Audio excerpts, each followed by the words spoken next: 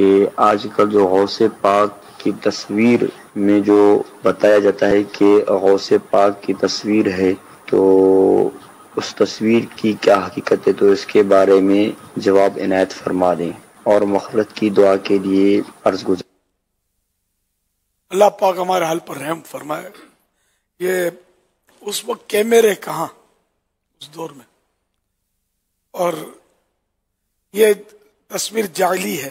میں نے جو تصویر دیکھی ہے یہ بکتی ہے وہ اسٹالوں پہ، اس کی تو داڑھی بھی چھوٹی بتائی ہے کسی شخص نے، تھوڑی سی داڑھی بتائی ہے غوث پاک کی، معاذ اللہ۔ ایسی تصویر بالکل نہ رکھی جائے، انہیں کوئی قسمیں کھائے کہ یہ اوریجنل تصویر ہے تب بھی نہیں رکھنی ہے، تصویر رکھنا جائز نہیں ہے۔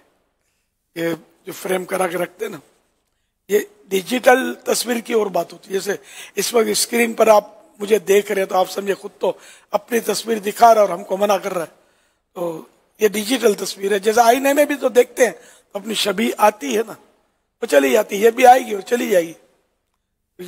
یہ وہ تصویر نہیں، اس کو ڈیجیٹل فوٹو کہتے ہیں۔ ڈیجیٹل فوٹو کو علماء کی ایک تعداد ہے وہ جائز کہتی ہے، اسی کے فتوے پر ہم عمل کرتے ہوئے مدنی چینل چلا رہے ہیں الحمدللہ، اور نیکی کی دعوت دے رہے ہیں۔